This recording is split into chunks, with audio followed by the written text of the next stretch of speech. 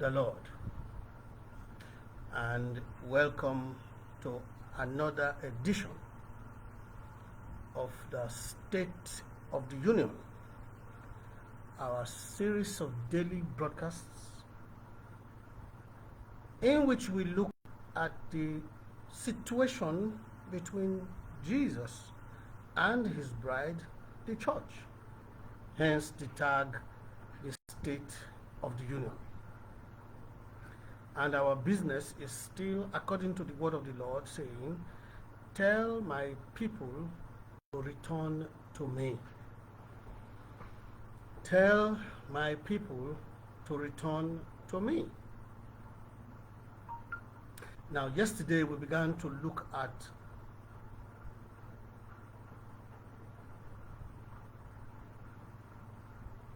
I have set the Lord before my face.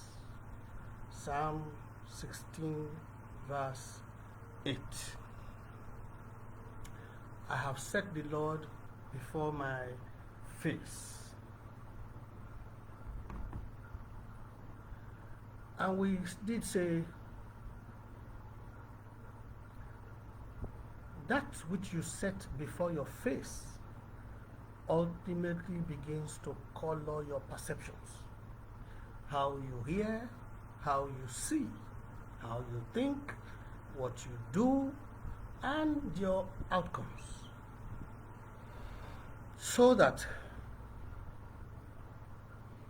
your outcome is ultimately determined by the input that you receive. So if you set the Lord before your face, you will always see him in everything. That will be your preoccupation. You want to see his angle. You want to see his perspective. You want to see his input. You wonder where he is in whatever is happening in front of you. And so long as you are doing that, you get to be changed into the image of the glory of God, which you are beholding. Now that was yesterday's broadcast. Today, and continuing from that, in several different places, the prophet Isaiah referred to God doing a new thing. To God doing a new thing. So, for example, in Isaiah 42 verse 9, he says, behold, the former things have come to pass, and new things do I do. I declare them before the spring forth, I tell you of them. That is Isaiah 42 verse 9. He said, the former things have come to pass, and new things do I do. I declare them before they come to pass. I tell you of them. New things. Then in verse 16, he says, and I will bring the blind by the way that they knew not. I will lead them in paths that they have not known. I will make darkness light before them, and crooked things straight. These things will I do unto them, and not forsake them. Now, imagine the scenario or the situation of God bringing you on a path that you have not known. That's a new thing. That's God doing a new thing. Now, let us please understand. Except you know the way yourself, then you really do need God, you know. And so, if you already know the way, then what I'm about to say is not necessary. But since it is God who knows the way, he is going to take you on a path that will get there. And to you, it will be a new thing. Because if you already knew that path and that path could lead to the destination, you would be on your way by yourself anyway.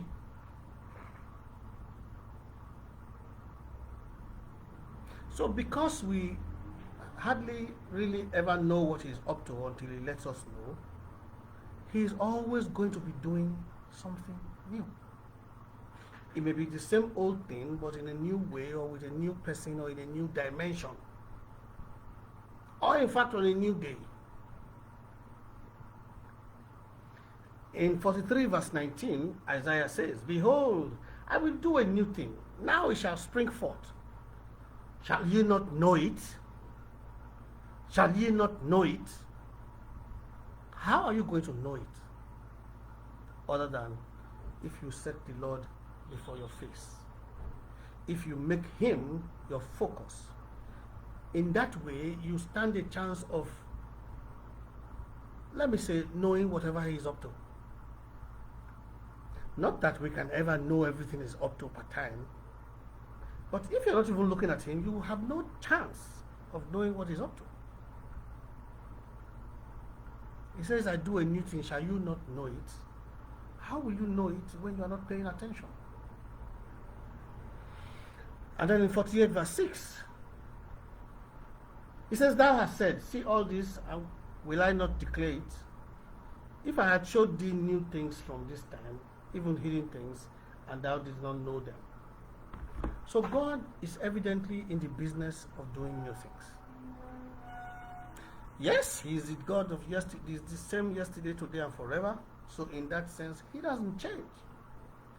But he has the capacity to either change things or just do something entirely new. And it was night, and it was day, and it was the first day. And it was night, and it was day, the second day. It was night, and it was day, third day, fourth day, fifth day, sixth day. And on the seventh day, he rested. He did different things on each of those days. Have you noticed? Have you noticed? While the day lasted, it was more or less the same thing.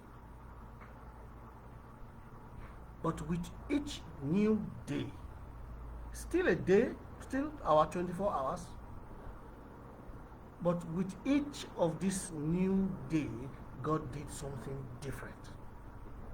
Now, if you were to exist when he created light and set boundaries between light and darkness and all that, you would probably be blown away, perhaps at the beauty of it. Because before he started, there was darkness everywhere. And then suddenly he says, "Let light be." And then suddenly you can see. Suddenly you can appreciate your surroundings. Now we can get carried away by yesterday's revelation, by yesterday's word, by what God did yesterday. And we can insist on dwelling there and then miss God entirely. I won't be surprised if some people refuse to cross the Jordan to enter the promised land. Maybe because they were afraid of swimming, or because they didn't know how to swim, and they did not want to take the risk of entering water and then getting into trouble if there was any mishap.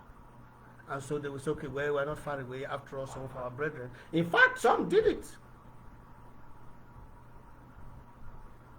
They were happy to be on this other side, but God meant for them to be on the other side.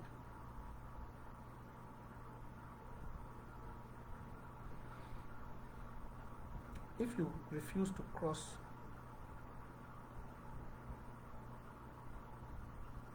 along with God, you may not know you are crossing, but the issue is you are following him. You have set him before your face, so you can see, you can perceive, you can decipher, you can discern that he is moving or he's doing something. And so you can key into it. You can make it your own. You can participate. You can benefit from it because you have set him before your face. Otherwise, whatever thing he does, you cannot know. So you will be stuck in yesterday.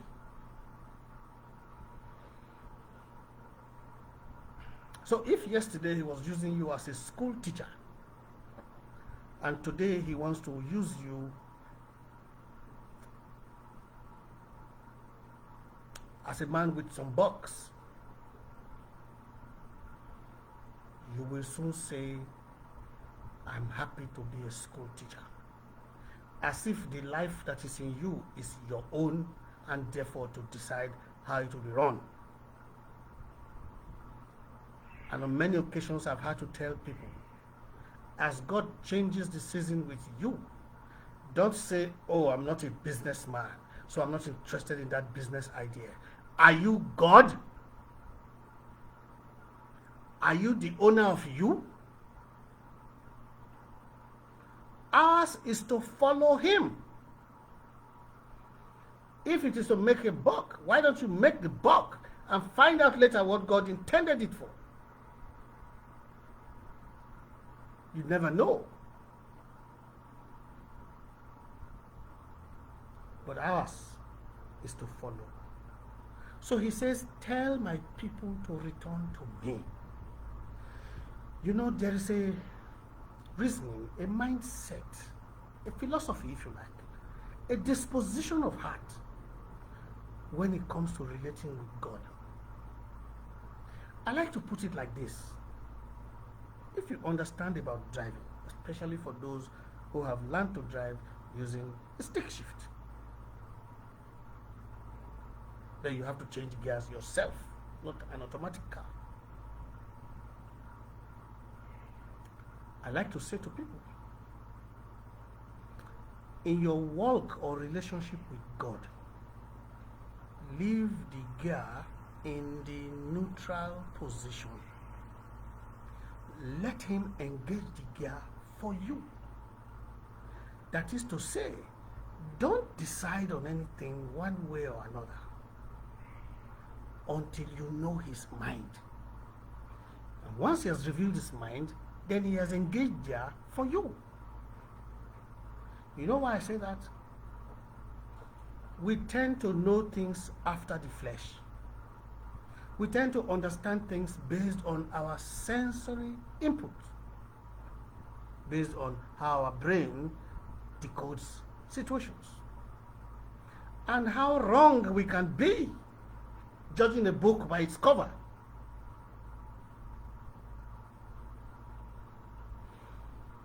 But if you are walking with God, okay, one time I was in a bookshop. I was just moving around. I think I had some free time on my hands. I was on my way home.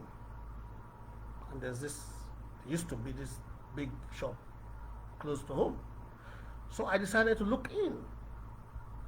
So I'm browsing through the store, picking up one book or the other. And suddenly, books on leadership began to catch my attention.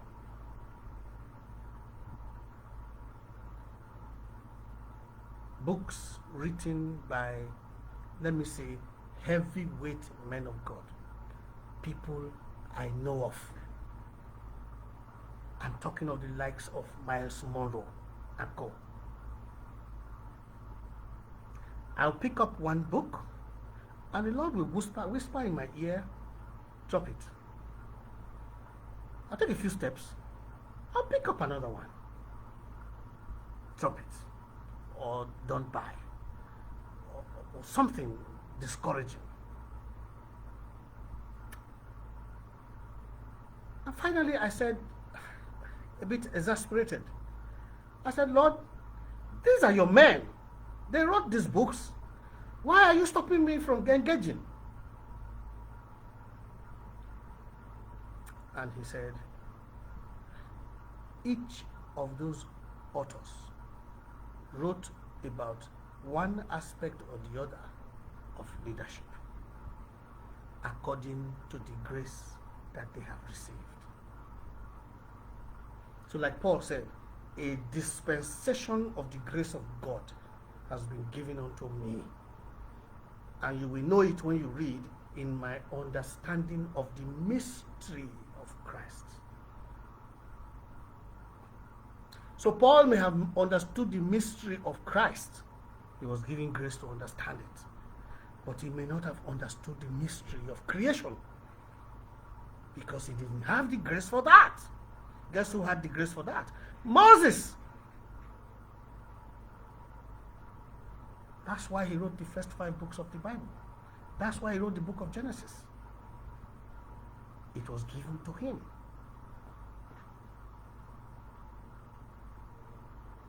He said each of those men have a dimension, a fraction of the total message on leadership.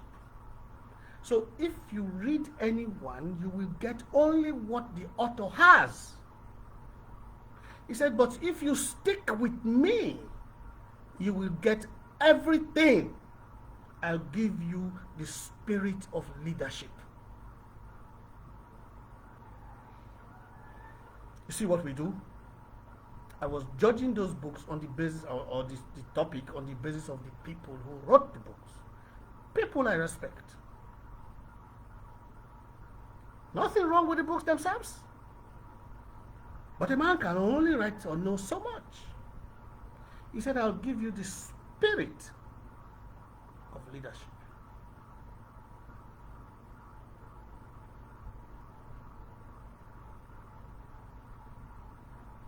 And by that spirit, you can have it all. Everything, whoever is trying to talk about when it comes to leadership. And the same is available to every one of us on every subject, if we set the Lord before our face. That's the issue. He gives the spirit, or in the case of, let's say, material things or whatever, he gives the blessing that makes rich. And with that blessing, you can go anywhere and prosper. You don't have to go to any so-called greener pasture country. You can be anywhere and prosper. Isaac prospered in a desert land. While the people of the land struggled, Isaac got 100-fold return in 1 year. Because the blessing of the Lord was with him. He was so blessed, a king was afraid of him. And they asked him to excuse himself from their coasts. They were afraid of him. One man threatening a whole country because of the blessing. But you've got to set the Lord before your face. So he says, I do a new thing. Tell my people to return to me. That's the new thing for some of us. The very fact of turning from whatever you are doing to God creates a new thing for you. Because to turn, you have to first take your eyes away from something onto another. That to which you turn, the experience of that becomes a new thing to you. And if you keep your eyes on God, every time he makes a move, you get a new experience. How exciting that can be. And how boring and stagnant staying in one place can be. Ask the still stagnant waters of the humid regions of the world about the mosquito. Or those who live by slow rivers about the infestations which they suffer because the water is stagnant.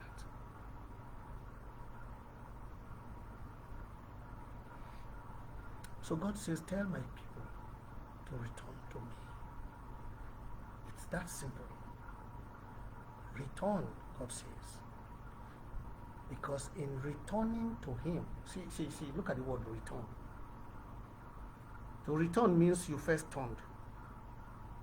Now he says, turn again, return. Turn back to where you turned from. Return. So you turned once and he says return. So you turned your head 90 degrees in one direction. He says return. You turn your head another 90 degrees from that direction. And now you are facing where you started from. In God.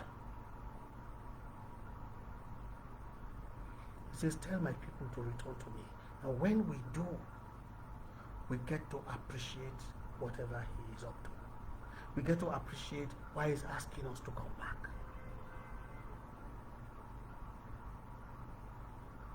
And now we get the opportunity to flow with God into whatever he is doing.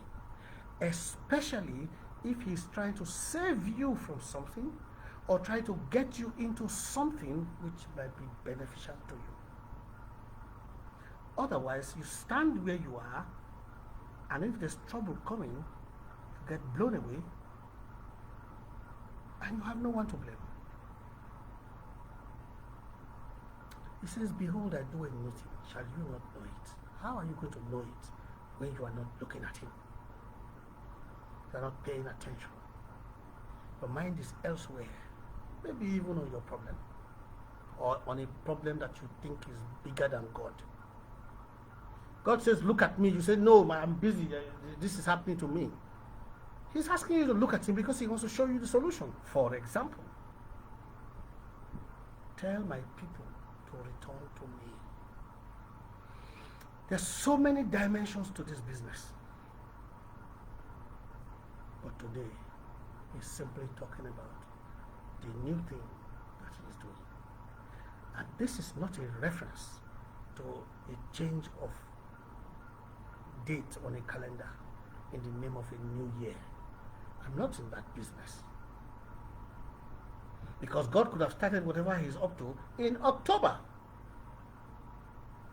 And based on how we respond, the thing might cross into a new year in terms of time. That does not mean that because it's January 1, God is doing something new or is going to do something new. He may have started what you are currently experiencing 5 years ago, and there's probably another 5 years to be in it. But we must return to him to appreciate what he is doing. So he says, tell my people to return to me. Shall you not return? But I can't answer the question for you. I can't take the action for you. I can only get in your face and say, God says to return to him. And then we'll do this again tomorrow. Perhaps continuing on the business of I have set the Lord before my face. Or who knows? I said he is the one who determines what gear my car runs on. So I don't know right now what we'll be doing tomorrow. But he does. I just stay with him. And I invite you to the same place. I'll be with you again tomorrow, same time. In the name of Jesus.